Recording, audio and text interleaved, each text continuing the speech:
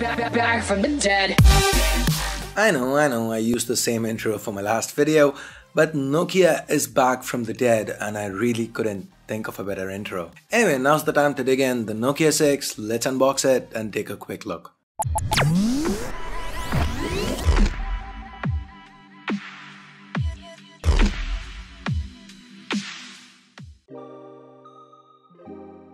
Opening up the box, we've got the Nokia 6 itself. Let's take it out of the protective plastic and set it aside for the time being. We then have the SIM ejector tool, some regular leaflets, earphones, a micro USB cable, no Type-C here, and then there's a travel adapter.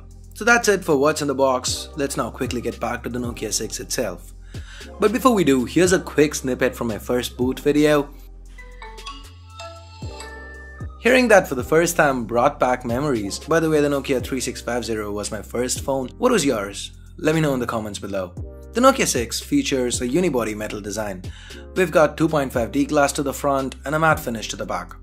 This is Series 6000 aluminium here. With its chamfered edges, the Nokia 6 screams premium. Feels nice in hand too. Quite sleek, 8.5mm thick and weighing in at around 170 grams. Let's now take a closer look at what's where.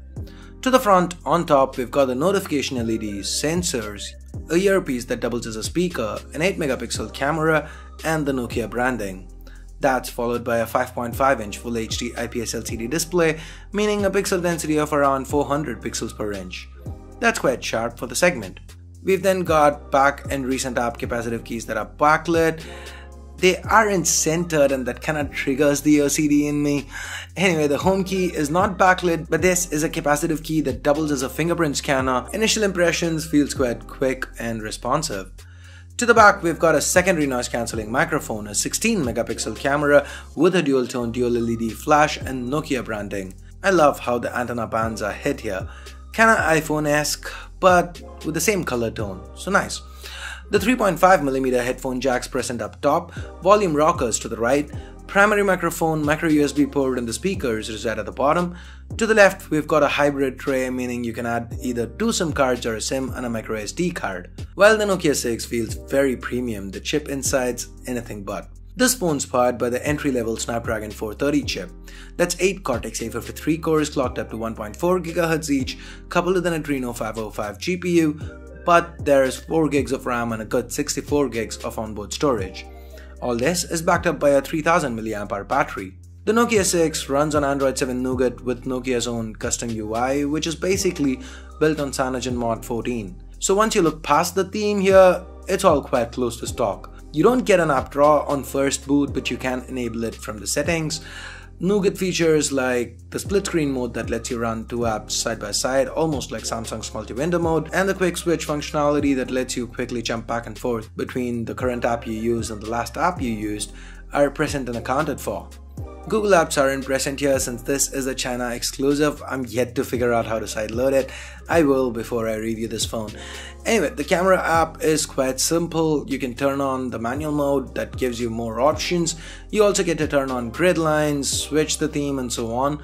This is a 16MP camera to the back with an f2.0 aperture and support for face detection autofocus.